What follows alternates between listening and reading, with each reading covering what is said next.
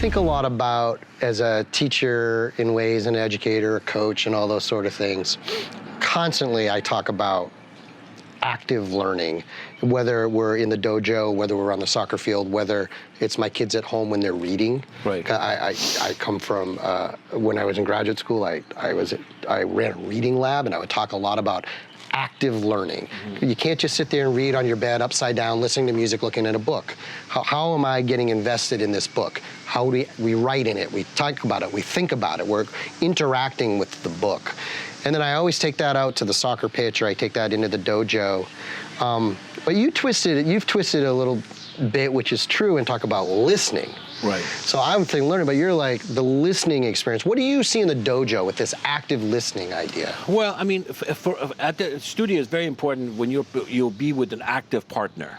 Right. Not an active partner. So, and that comes from the idea of listening skills, which I've learned from Dr. Covey, Stephen Covey.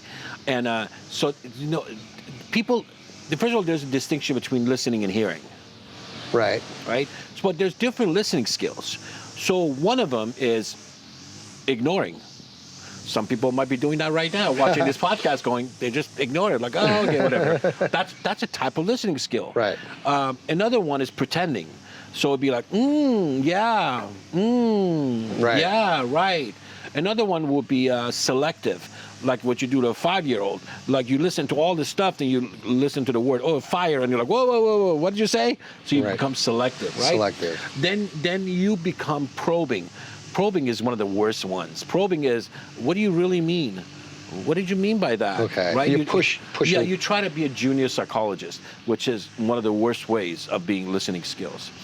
Then another one, which is horrible, and unfortunately this culture happens a lot, and that's reading my own home movies to you, which means you come and say, oh, I got an argument with my wife, and I turn around and go, oh my God, all women are that way. My wife does exact same thing. Right. So what happens is I read my own home movie to you. Right. Versus really, the best way to listen is to listen without any effort on making a response. Right. Which is empathic listening. That means I listen not to respond, but just simply watch you. And most of that listening is done by eyes and ears, not necessarily just ears, right? You're looking at the body language, and you truly see, and which is in martial arts, in fighting, it's so important because you're watching the other person move, and you have to have empathic. You can't say, if he does this, I'm going to do this, or I'm going to walk in and do this. You have to respond to the other person. Right. Right? So that's why having an active partner is so important, because they're helping you. When they're holding the bag, they're doing functional sit-ups, which means every time they get hit, they tighten up their stomach, so they're doing sit-up. So they're working just as much as you are, instead of just standing there going, oh, how many more does you have to do? You know what I mean? So it's very important to be active in everything we do. Right. Right? It doesn't have to be an action necessarily. Right? You could be there for your, for the other person. Right? There's many times where I, used to, God, this makes me, feel weird. But I remember, watching movies with my son, and now he's all older and stuff. But we'd be watching something, and he would hand me my phone.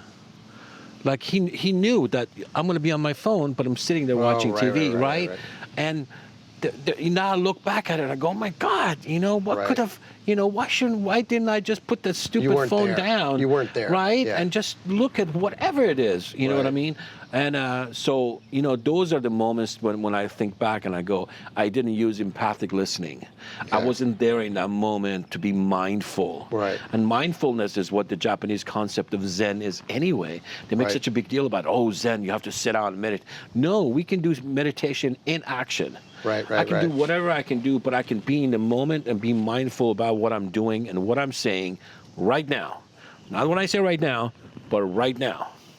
And when that happens, there's such joy. and that brings us to the idea of, there's a difference between happiness, pleasure, and joy, right? Yeah. Happiness needs something to have to happen. Pleasure is a physical sensation. But joy, man, joy, there's a moment, when I'm sure you experienced as a father, you're drinking coffee, your daughters are asleep, and you're looking at them, and there's a goosebumps. Yeah. Goosebumps is a great sign of, private victory, Yeah. right? Which means this is for you. This is not for anybody else. The world doesn't have to know. It's just for you.